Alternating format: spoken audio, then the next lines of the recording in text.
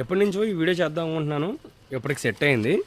మొన్న కుక్క పిల్ల కొనుక్కునే ముందు ఏం చూసుకోవాలని చెప్పిన వీడియో పెట్టాం కదా, అది చూశాక ఎన్ని గోరులు ఉన్న కుక్క కొనుక్కోవాలని చెప్పని అడుగుతున్నారు. దానికి ఒక మంచి ఆన్సర్ చెప్తా, కంగారు పడకండి. 18 గోర్లు ఉంటే మంచిది కాదు, 21 గోరు 22 గోరు ఉంటే మంచిది అని చెప్పి అంటారు.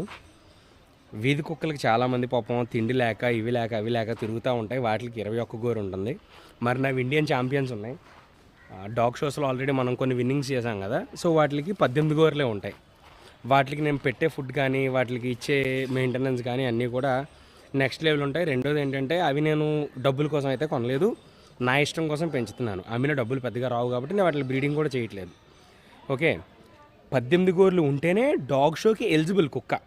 మీకు 20 గోర్లు ఉంటే డాగ్ షోకి ఎలిజిబిలిటీ కాదు అసలు. అంటే డాగ్ షోలో అదొక డిస్క్వాలిఫై అన్న కానీ ఒక పాయింట్లో చూస్తారు. సో 18 గోర్లు ఉన్న కుక్క మాత్రమే ఎలిజిబుల్ డాగ్ షోకి. కాబట్టి అపోహం తీసి పక్కన పెట్టండి.